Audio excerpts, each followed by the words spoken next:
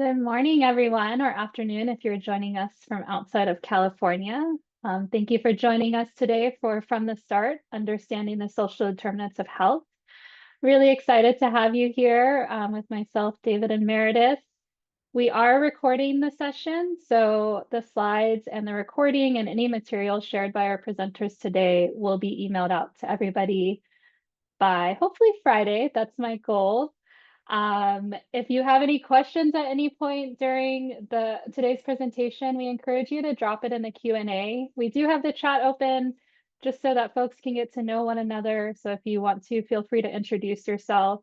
Let us know where you're attending from, what organization you're with. That's all really great information to share. But if you have any questions, please feel free to drop them in the Q&A just so they don't get lost in the chat today. And that'll help us once we get to the end of the presentation at the 45-minute mark, hopefully around there, we'll save some time for that. So with that, I'd love to turn it over to David to get us started. Thank you, Brittany. Good morning, everyone, and good afternoon to those outside of the Pacific time zone. My name is David Shorey. I am the Special Projects Manager for the Institute for Public Strategies. I've been with IPS for a little over 6 years, been working on prevention work, recently moved from the Director of Prevention Programs for our San Diego office now to this Special Projects Manager position. And for my colleagues and for those who see the picture, yes, I did have a fight with a razor and the razor won. I know there's a lot of my colleagues who are like, who is that man? So without further ado, I'll turn it over to Meredith to introduce herself. Thanks, Dave, and for what it's worth, I think you look great. I am Meredith Gibson, and I am the Media and GIS Director at IPS. I have been with the organization since 2017, but I have been doing GIS for over 20 years, and I love using mapping and spatial analysis to help inform our work. And look forward to presenting some of the cool maps and data dashboards that I created. So I'm going to send it back over to Dave to start us off. Thank you. So for those of you who may not know about IPS, or the Institute for Public Strategies, we're a public health organization, and we implement upstream population level prevention programs to reduce health disparities and advance equity. We utilize what's called our approach to community transformation model. And this is our demonstrated framework for creating upstream change. The ACT model has 6 different components that strategically intersect to achieve a vision for community change. And we've been able to use this in communities around the nation. And you can see there our mission and our vision. So today, we are hopefully going to be able to cover all of these. And so we've got our learning objectives here. So doing an overview of the social determinants of health, mapping the link between social conditions and health inequities, taking an upstream prevention approach, and strategies to advance health equity through policy, systems, and environmental, or PSE, change. So what are the social determinants of health? Well, they are the conditions in which people are born, grow, live, work, and age, and they affect health outcomes and risks. These factors account for an estimated 80 to 90% of health outcomes, while medical care influences actually only 10 to 20%. And you can see that we have them broken down into 5 different types, and as we go through this webinar, we're going to cover them and go in a little more detail. So one of the first ones we have here is education and access and quality. So when we think about education, we know that quality affects health over a lifetime. Good schools, strong teachers, and fair access to resources really help students succeed in school and stay healthy. More education leads to better jobs, higher pay, easier access to health care, and safer, healthier living conditions. Schools not only teach reading, writing, and arithmetic, but they teach critical thinking skills, including understanding health information, solving problems, and this helps people make good choices about food, exercise, and medical care. Unfortunately, with less education, this can trap people in cycles of low income and poor health. And it makes it harder to find steady work, safe housing, and regular medical care. We're going to be talking about a community. It's not a real one, but it represents, I think, the communities that many of us live, Vista Verde. And so Vista Verde's high school has frequent teacher turnover and long bus commutes, and after-school tutoring is scarce. And all of these have an impact on the accessibility and quality of education at Vista Verde High School. The next thing we want to talk about is healthcare and quality. So access to healthcare means being able to see doctors, nurses, and other health providers when you need to, without long waits or high costs. Quality of care is about getting the right treatment, clear information, and respectful services so that health problems are found easily early and treated well. And health insurance, I think we all understand this, makes it easier to afford checkups, medicines, and treatments, preventing small problems from becoming serious. Barriers to care like high costs, lack of transportation, or limited clinic hours can keep people from getting care they need, leading to worse health over time. And we always hear the stories about someone who may have an ache or a pain or something going on, and they like, oh, I just don't have the money to go see the doctor, or I don't know where to go. I don't have insurance. So those are things that impact healthcare and quality. And so when we look at Vista Verde again, we've got a clinic in Vista Verde, and it's only open one night a week until 6:30 p.m., but the last evening bus stops running at 5:15. The clinic is open all day on Saturday, but there's no buses that go to that location on Saturday. So healthcare isn't just created in clinics alone, it's also built where we live. So we've talked about the neighborhood and built environment. Safe neighborhoods help people stay healthy by reducing the risk of crime, injury, and stress. And access to healthy food means having grocery stores or markets nearby that sell fresh fruits, vegetables, and other nutritious options. Clean water, air, and housing protect people from illness caused by mold, pollution, unsafe living conditions. And parks, sidewalks, and transportation make it easier for people to be active, connect with others, and get to school, work, or healthcare. Here we see Vista Verde Community Park. No sidewalks going to it, no bike lanes, and the Vista Verde bus stop is a half a mile away from the park.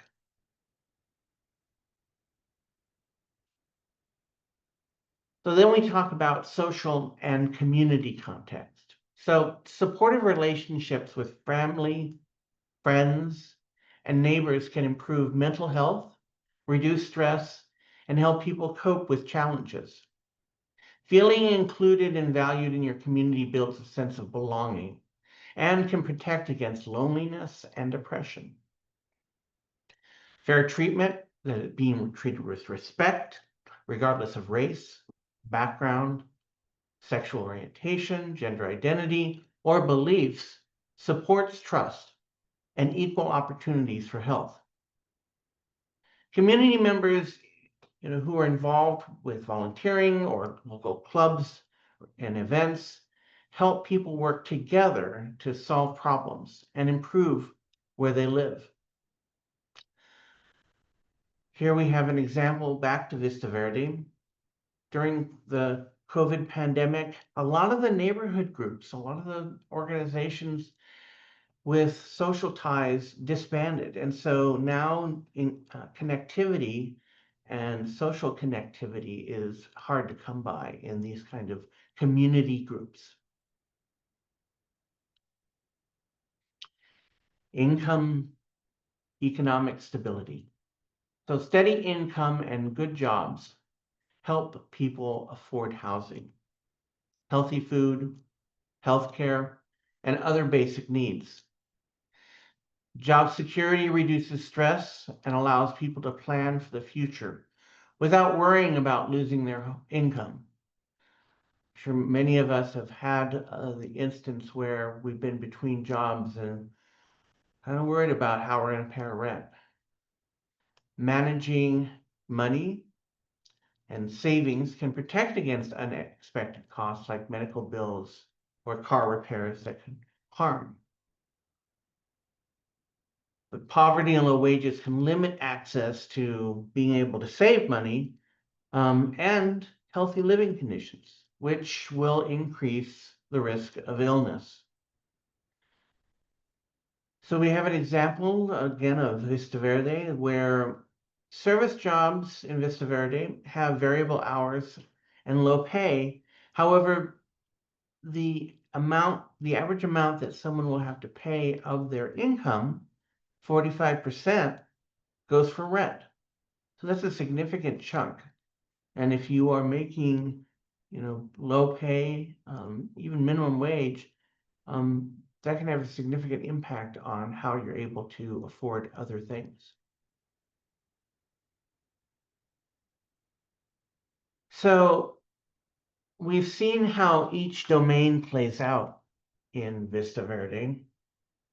Education gaps, healthcare barriers, neighborhood design, weak social networks, and economic stress.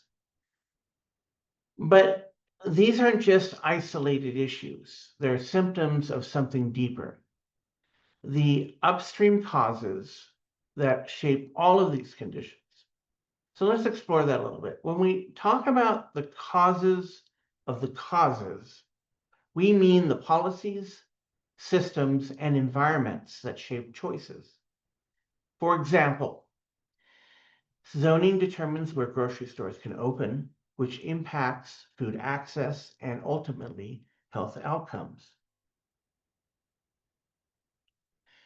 To help us see this in practice, Meredith is going to walk us through some interactive maps and dashboards, and these will show how upstream factors play out across communities like Vista Verde.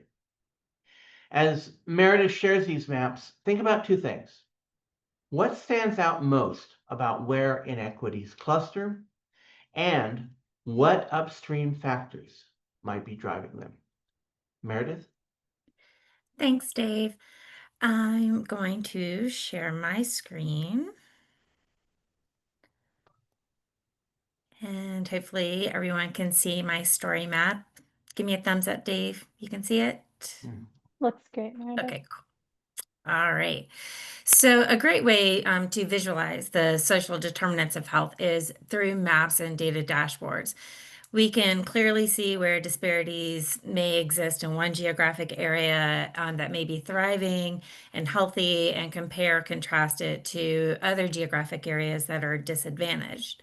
So this type of mapping involves geographic information systems, or GIS, which helps us see the bigger picture by showing how places, people, and environments are connected. And instead of looking at data kind of in isolation, GIS puts it on a map, and so that we can spot patterns and relationships and stories that the numbers alone don't tell. So, looking at the first map, which is education quality and access. And so I'm going to open it up, and just to make sure it did open the entire map, correct? Yeah. Okay, cool. Thank you. So let me just kind of quickly explain what you're looking at. This is called a bivariate choropleth map. Forget about the choropleth, but bivariate. It's called bivariate because I am showcasing two different variables. So in this case, I am looking at the relationship between poverty and the lack of education. And so as Dave mentioned, they're both linked to poor health. And so each county in the US is assigned a color that represents the scale or the magnitude of each variable when combined together to visualize their relationship at the same time. So this is advantageous from an analysis perspective because instead of having to look at two individual separate maps, we can see how the two variables interact with each other in one map. So for the education quality and access map, the two variables that I chose are the rates of the percentage of persons living 150% below the poverty level, and then the percentage of people aged 25 and older with no high school degree. So the two colors that we're most interested in are the ones at the top of this diamond, where there's both high rates of poverty and no high school, a large percentage of people who do not have a high school diploma. And we want to compare or contrast that to the counties that are shaded in this light yellow color we see at the bottom of the diamond, which represents counties that have very low poverty rates, and then also people who do have high school education more than, or at least a high school education. So in looking at these trends, a visual analysis shows us that much of the lower part of the United States, there's a lot of poverty and a lot of people that do not have a high school education. And we see that because a large percentage or a large majority of these counties are shaded blue. We see a lot of shade of blue in this lower part of the US. Compare that, I mean, we can almost like kind of draw a line right here. And we'll see that a large part of the upper parts of the United States are shaded yellow. So that means that there are low rates of poverty and low rates of no high school diploma. So we're going to just kind of compare a couple of areas. So we're going to look at Ann Arbor, Michigan, and then Washtenaw County. Ann Arbor was just recently scored as being the most educated by a survey that was conducted by Wallet Hub recently. And if you have if you're sensitive to like flashing lights, I really apologize. I'm trying to keep that to a minimum, but my mouse has a mind of its own sometimes. But in Washtenaw County, where Ann Arbor is at, we'll see that 4.3% of the population does not have a high school diploma, and poverty rate is 18.8%. Now, let's compare that to rural Kentucky over here. So this is the blue shaded part. So a lot of this area is Appalachian Kentucky.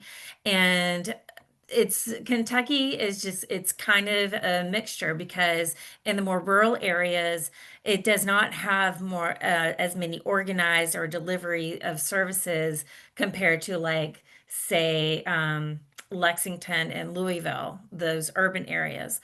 Those cities usually have stronger systems, which offers more health protections and work with a wider variety of community partners. Those rural areas, on the other hand, especially those in Appalachia, often have fewer resources and face bigger challenges in providing these kinds of health services. So I am going to close out education, and I'm going to come down to healthcare and access. I'm going to click on this. And looking at the legend, again, we are concerned with the top and bottom colors in the diamond. So at the top, we've got this purple, dark purple, and I'm comparing the rates of insurance, as well as the percentage of people who report self-reported fair or poor health. So, as Dave mentioned, people may not have access for a variety of reasons, such as not having a primary care provider, it's too expensive, or they live too far away from a doctor. Another major reason is lack of insurance. And currently, I guess it was at the end of 2024, about 8% of Americans are uninsured. But we're starting to see some changes at that in terms of policy. So as marketplace subsidies are set to expire after 2025, policy analysts do predict that there will be a spike in the number of uninsured people. Insurance premiums are predicted to increase to 75% for those who do not get their insurance through their employer, Medicare or Medicaid. And then there's all this talk about, cuts to Medicaid that we are also going to have to be taking into consideration in terms of the number of uninsured Americans. So this map does show the relationship between the percentages of insured people and percentages of those who self-report, uninsured people, and those who self-report fair or poor health. And people with health insurance are more likely to use preventative services such as flu shots and health screenings, and therefore tend to be report higher or better health. So looking at this map again, we see that not as stark of a difference between kind of the northern part of the U.S. and the southern part, but still a wide swath of the northern part of the U.S. does tend to have lower rates of uninsured people, as well as lower rates of people who report that poor health. And then compare it down to the bottom, which is the opposite. You see a large swath of purple, which is the exact opposite. So if we wanted to compare and contrast a couple of regions, so let's go to Minneapolis, Minnesota. So Minneapolis is one of the is ranked most healthiest cities in the U.S. Because it has a lot of healthy food options. There are lots of activities that people can do outside. And so if we just kind of look at its numbers here, the lack of people who do not have health insurance is 4.9%, and 12.9% report, poor health. Now let's compare that to Brownsville, Texas. We're going to go down here to Cameron County. You see it shaded purple. So looking at the 36.1, that's a significant jump. 30 compared to Minneapolis, 36.1 do not have health insurance, and 37.5% report fair or poor health. So again, this just kind of goes visually showing the disparities. Now, GIS can also take a step forward and actually do some analysis, spatial analysis, but you'll see here that, looking again at the overall United States, just kind of how the trends are looking in terms of healthcare quality and access. All right. The third and final map I'm going to show you is economic stability. So here we're looking at income and food insecurity. I'm going to open up the legend here. Again, looking at this corner of the diamond and this corner. Again, it's not as stark as between, the first one I showed in between the northern part of the U.S. and the southern part. But these days, with grocery bills going through the roof for some households, it comes down to paying the bills or putting food on the table. And so by using data from the American Community Survey and Map the Meal Gap, I chose the variables mean income and food insecurity rate. So in the pop-up window, let me see here. I'm going to go to the Bronx here. In the pop-up window, the Bronx is orange. The mean income is 71,000, and sorry for the all the extra numbers behind the decimal point, but it has an overall food insecurity rate 20%. So that means 20% of the population is food insecure. And then I also broke it down to according to Black, Hispanic persons, white, non-Hispanic persons, as well as the percentage of children who are food insecure. And then just out of curiosity, I also wanted to see what the cost per meal was for each of the counties. But what I find interesting about Bronx County is compare it to the rest of the New York metropolitan area. It's the only one that is in that is shaded orange. Everything else is kind of like in the blue, and so that it has those, less economic instability. So it's curious in that the Bronx is historically known for its high rates of poverty, low wages, and high unemployment. And then when you look at the race and ethnicity, the food insecurity rate of Black people is almost twice that of white people living in the Bronx. Okay, the last thing I want to show you is a data dashboard. And this is, again, another way of visualizing data and seeing kind of where the trends are. But I wanted to go into like an even more micro level and see how each county, like what those metrics are. So I am going to scroll in here to Anne Arundel County, which, by the way, that's where I'm located. I am located in Annapolis. And this right here, you see Annapolis right here, and I'm going to compare it to Baltimore.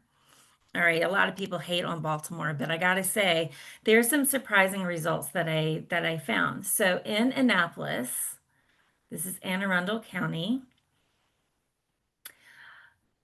The number of library visits, for instance, is 2 per service area population. These are just some of the metrics only from the neighborhood and built environment and the social and community context that Dave talked about. But I'm not going to go through all of these different cards, but just to kind of compare and contrast Baltimore with Annapolis.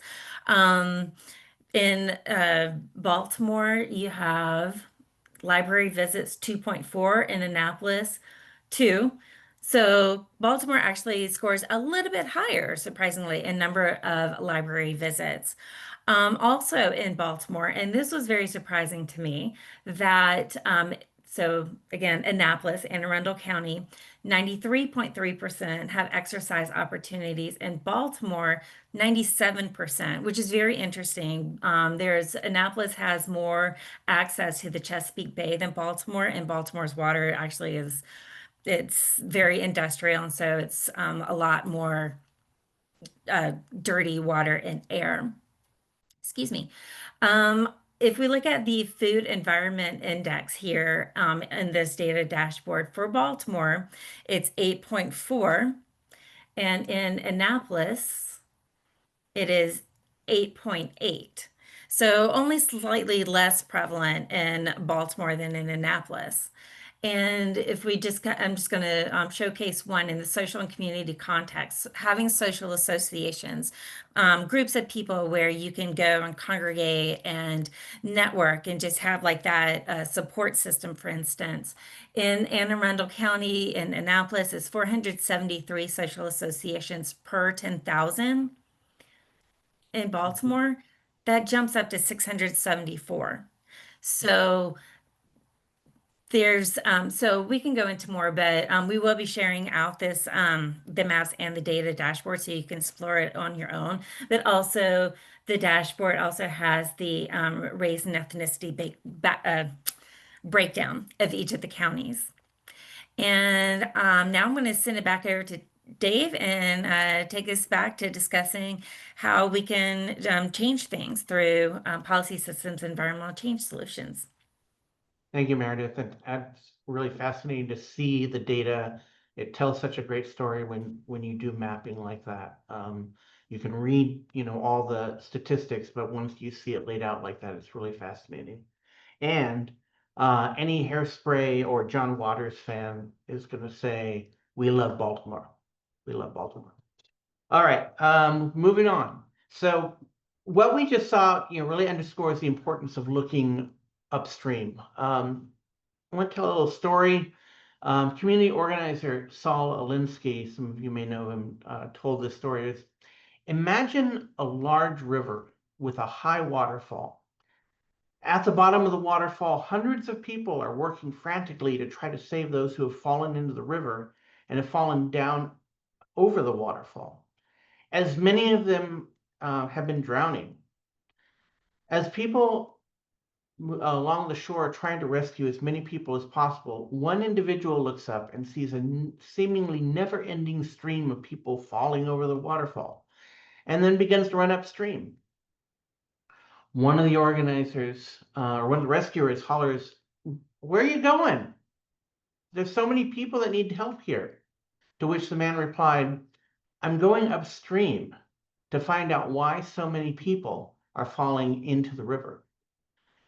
And that brings us to the heart of today's conversation, which is prevention. So prevention means fixing problems at the source.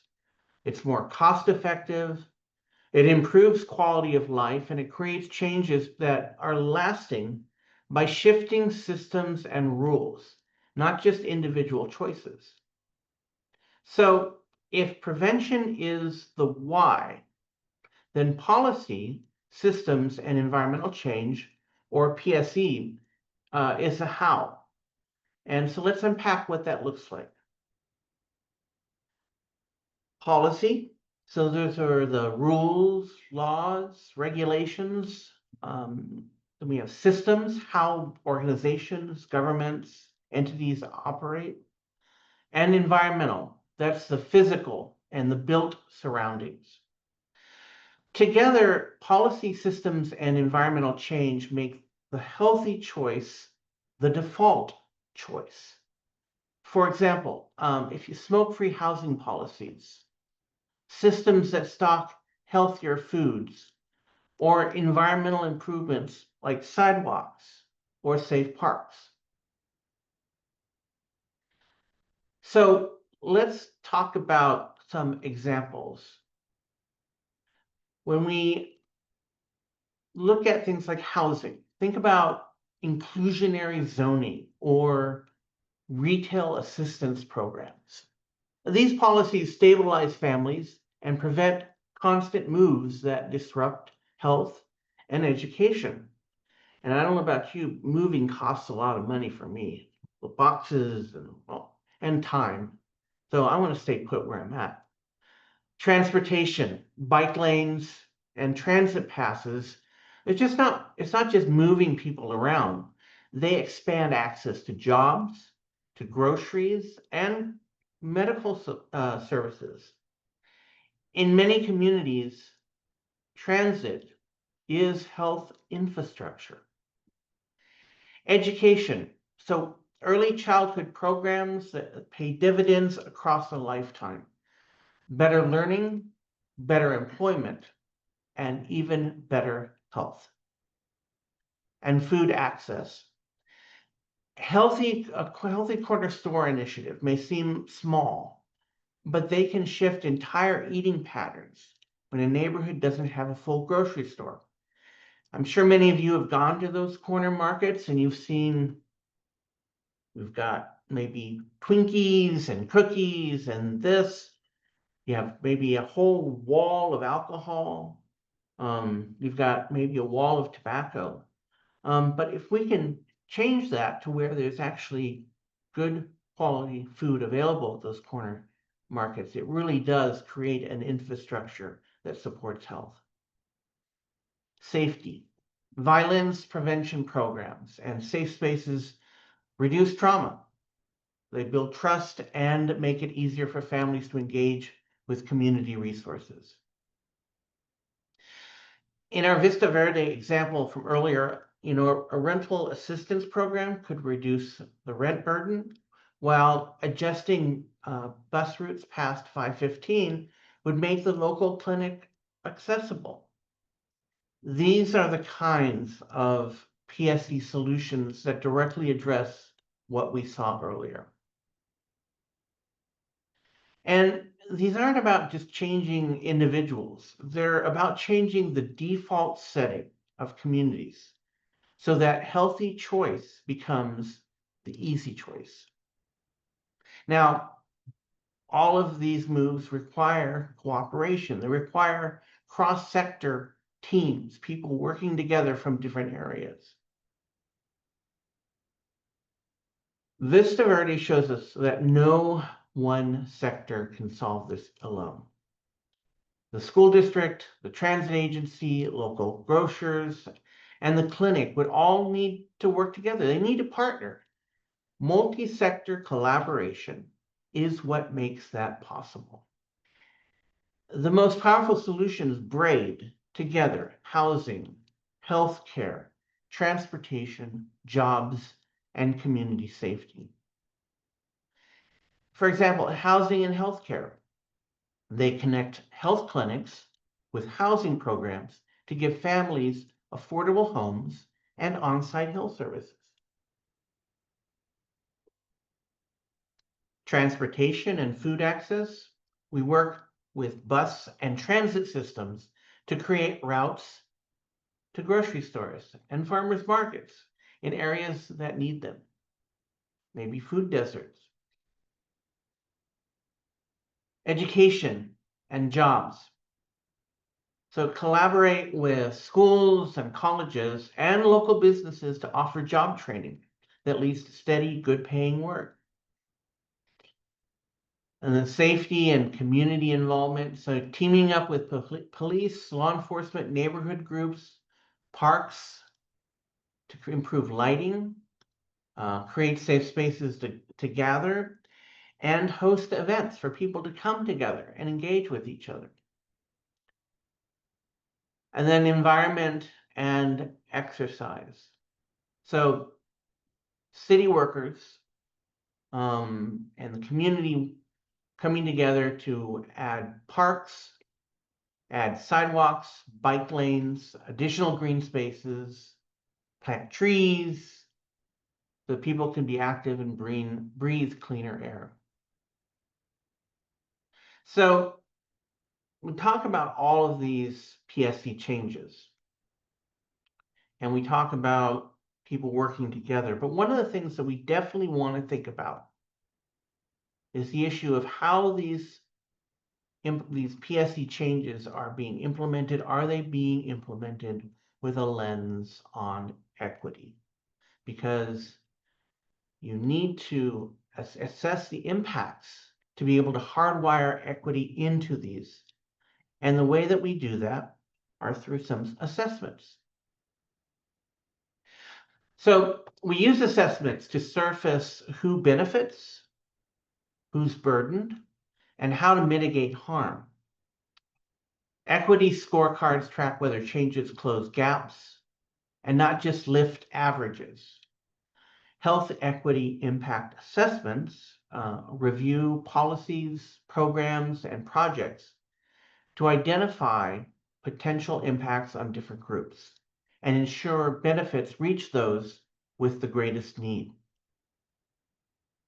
Racial equity impact assessments examine how decisions may affect racial and ethnic groups differently, and whether they will close or widen gaps in opportunity and health outcomes. Equity-focused community health needs assessments are tools that use data, community input to help identify health priorities and highlight the differences by race, income, location. And the equity scorecards or dashboards measure and track progress in reducing inequities, including indicators like healthcare access, safe housing, and healthy food availability, which Meredith showed one of those dashboards and through maps of how you can track that information. So what is it that each of us can do? Knowing what we've looked at, knowing all the social determinants of health and utilizing policy systems and environmental change, what can we do with this lens in our work? Well, some easy, simple suggestions. One, you can start by applying a social determinants of health lens on the work that you do. kind of think of it as a checklist. Go and look, previously the slides, which we'll be sending out, and how do the social determinants of health apply to things that you are doing in the community, neighborhood, etc. Build those partnerships, build those cross-sector partnerships. They're very important, especially in today's world where a lot of things are fragmented. So if we come together and build partnerships, we can achieve a lot together. Advocate for PSE changes. Identify, what kind of policies, what kind of systems, what's in the environment that's happening. This is a lot of the basis of the work that, as we said, IPS does, is looking at that environment, looking at that condition, and helping to identify what things can be improved and what things can be changed. Every small step, if you focus on equity, if you center equity in your work, can ripple out into really lasting impact. It's the Margaret Mead saying, about it never having a small group of people that change the world, because it's indeed the only group that can. So you can make an impact in your community, in your neighborhood, that can spread out across and affect a lot of folks. So you may be wanting to know more about kind of what we've talked about. Here are some references and resources, and certainly this is just the start of that, and we can work with you on identifying additional ones, so feel free to reach out to us. But I'll give you a second to kind of write these down.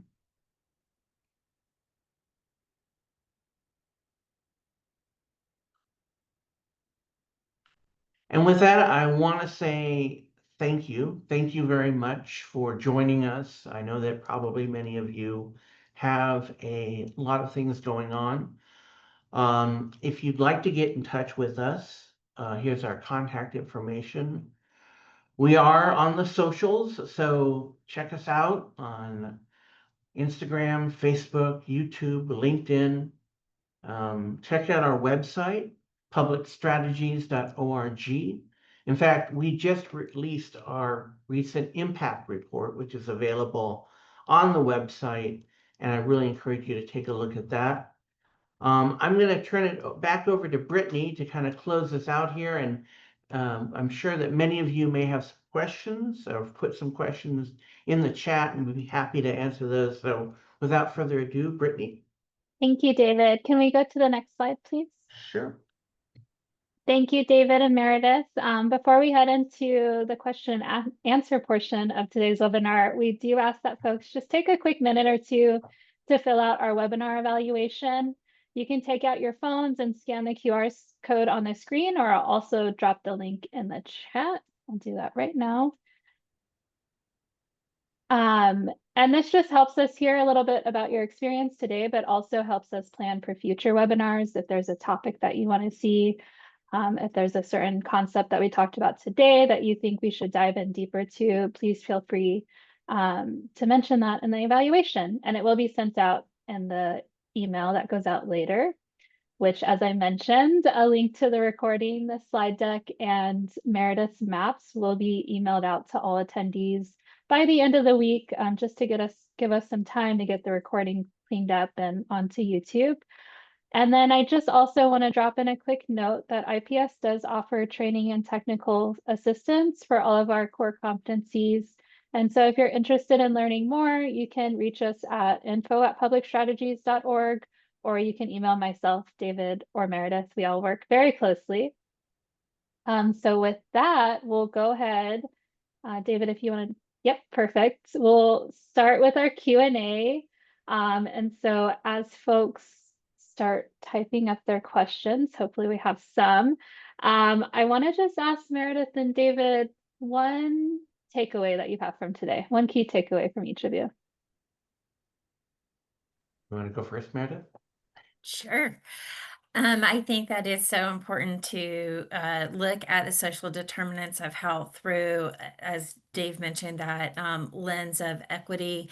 There's a lot of conversations of that are kind of downplaying the uh, the impact that, say, for instance, race, ethnicity, gender, sexual orientation has, and we cannot get away from that. It's important to take those considerations when we are making our decisions in terms of, making things equitable in terms of public health. David? Sorry, yes, thank you. I would say it just reinforces the whole aspect that an ounce of prevention is worth a pound of cure. And also that we all can have an impact. So many times we're looking at conditions around the world and thinking, God, if I could only do something. Well, you can do something. You can utilize an understanding of the social determinants of health. You can use a PSE perspective. You can use the maps. You can talk to your neighbors, your friends, your coworkers, and kind of shift that perspective of what is it that we can do. We can start at the beginning, start at the top, change the conditions, and drop that proverbial rock in the pond and get those ripples to go out and make change. Thank you. Thank you both. Just a quick note, I do see some folks dropping their questions into the chat just to keep it. I'm going to try to get to them, but if you can just use the Q&A so we make sure that we're fielding all the questions, but I will try to go back and forth. Meredith, this question's for you in regards to your maps. I think it was the healthcare one. Where does the data for self-reporting, and you might have mentioned it, where does the data for self-reporting of health come from? Let's see here. CDC places. So there is, if you go to the CDC website or if you just Google CDC places, it's a wonderful resource with different types of metrics. And so that's where I got that one from. And if in case anyone else is curious, for economic stability, I got them kind of all over different places. Let's see. So the mean income came from the American Community Survey 5-year household income. And then the food insecurity data came from Map the Meal Gap. Then education, quality and access, that data came from, and this is the ACS, American Community Survey, non-medical factors. Thank you, Meredith. Thank you. And I know while exploring your maps, if you click on the specific counties that Meredith has highlighted, it does link the source information or notes the source information there. Yes. Great. Thank you. All right, David, what recommendations do you have for local public health authorities and really expanding the non-traditional partnerships to help advance health equity? Just understanding that these broader systems and environmental changes really do require buy-in from multiple sectors that you noted, and they all come to the table with different priorities, different resources. So how do you really work to expand those partnerships? I would say one, meet them where they're at. So one of the things that I've always been told, and it's a philosophy of mine, is that we're not pioneers, meaning we don't go into communities or areas that haven't been dealing with these issues and have probably thought of solutions, just may not have the ability to implement those. And so coming in and listening, going in and understanding what the community is facing and the culture and how to how to work with that. So you may have a situation where You want to get folks engaged in some change. One of the things to do is just try to bring them together and share a conversation over food, or creating an event that brings people together through music or entertainment. We want to meet people at the human level, and elevate that, and understand that community members are probably some of the most important experts that we can work with. Thank you, David. And it looks like we have an attendee who would like to ask a question live. So Gabriel Hill, I'm going to turn it to you. Well, good morning. Thank you, everyone. It's good. This was a good presentation, so thank you all for providing this information. Quick question. I am more concerned, and I don't know if we can answer this in this call, but the information that's coming out from the current administration, will we be able to trust any of that information and data moving forward? That is a very good Throw the question. hand grenade in there, aren't we? That is a very good question, Sorry Gabriel. about that, y'all. And No, it's good. It's a good question. Thank you for asking it. yeah, and I think it's something that a lot of people are asking themselves now. And the short answer to that is, I don't know. The data that I have was data that I feel pretty confident in terms, because a lot of it came from the American Community Survey, and there's a lot of overlap. So like, for instance, American Community Survey data can also be found in CDC places. So yeah. Yeah. I would say there are probably some high level data sources that will basically be very limited or very skewed in the information that is going to come through. I would start looking at what other resources locally to your area are available. We in San Diego have a health statistics unit, which works with information here in San Diego County. State of California has a similar kind of information area. So I would look at other ways of getting the information, and maybe even developing a way for doing some kind of snapshots in your own community. Obviously, doing a full community-wide survey or getting this information might be a little difficult. And then, as Christine has put in the chat, this is the importance of continuing to talk to your communities and building partnerships now. Once you are able to get those partnerships developed, and build that trust, then you're able to get information that may not necessarily be available beforehand or at a different level. So we're going to have to be more creative. We're going to have to be more flexible, and we're going to have to be more interconnected over the next 4 to 2 years. And if I can just add something to David's point, like getting that very like hyper-local data, if it's data that your organization itself can collect, then you know that it's valid data. And IPS is part of our technical assistance and training package. That's something that we have assisted other organizations with in developing these data collection tools. So just keep that in mind.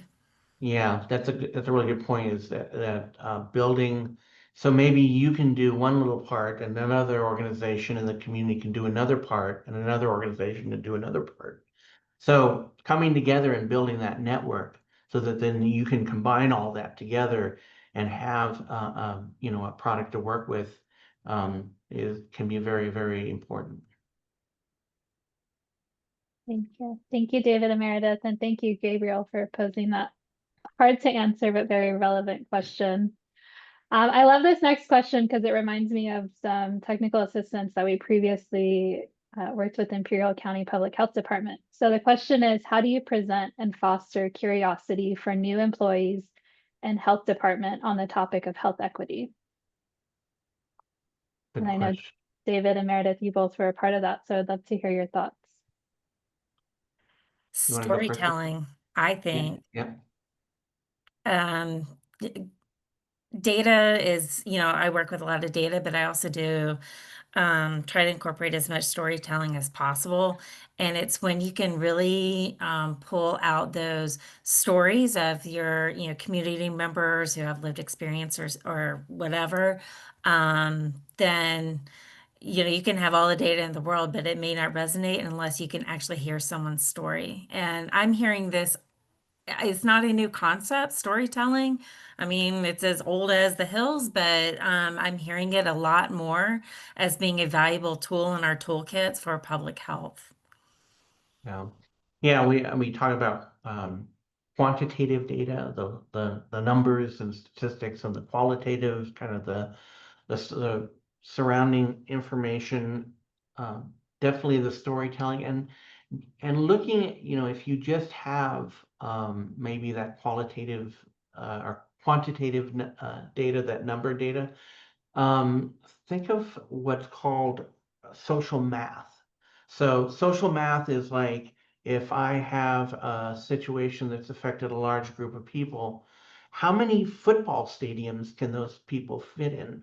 Or how many, 4-passenger cars would need to be filled up in order to represent that number of people? So taking the data, the individual numbers, and combining that in a way that tells that story is really important.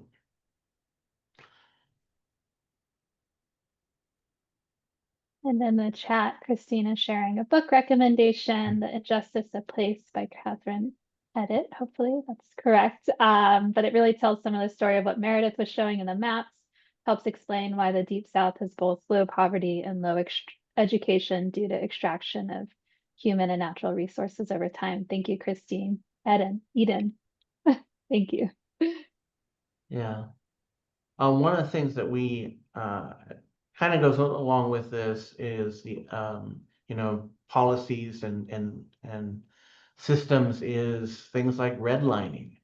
Redlining, which was used to distinguish the good areas and the bad areas, which then caused disinvestment, caused different kinds of actions to be taken, which then perpetuated low income, low health care, institutional racism, all those kinds of things. So um, uh, definitely the injustice of place. I'm sure it talks about redlining, but there's a person by the name of Johnny Finn. I'll do a shout out for him. He's a researcher on the East Coast who's done a lot of work around redlining, and I would certainly recommend you looking him up as well.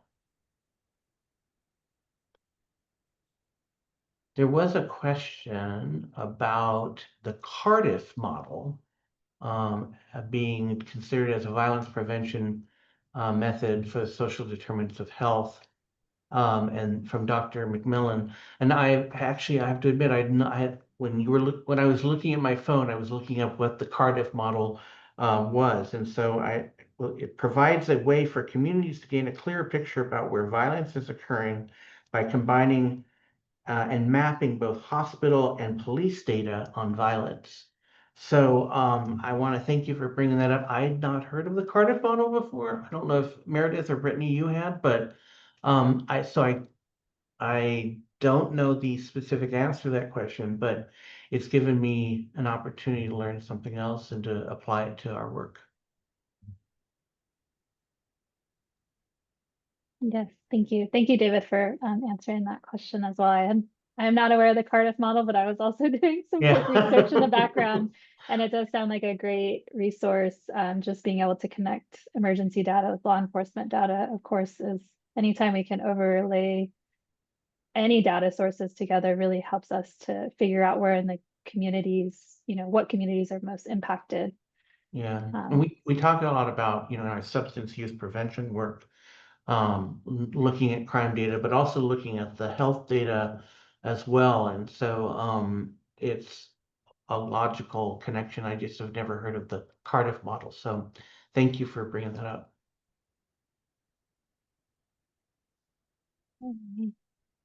Thank you. With that, I'm going to give everyone 1 to 2 minutes back in their day, since it looks like we are out of questions. So I just really want to thank Meredith and David for sharing their insights, and to all of the attendees who are able to join us today, thank you. We will be sending out the recording and resources by the end of this week. I do promise that. For those of you who are interested in a certificate of attendance, you can email me, and I will be sure to get that to you as well. And then I just want to say, on behalf of IPS, we just thank you for being here, and we look forward to staying connected with you in the future. Thank you, everyone. Thank you, Be well. everybody.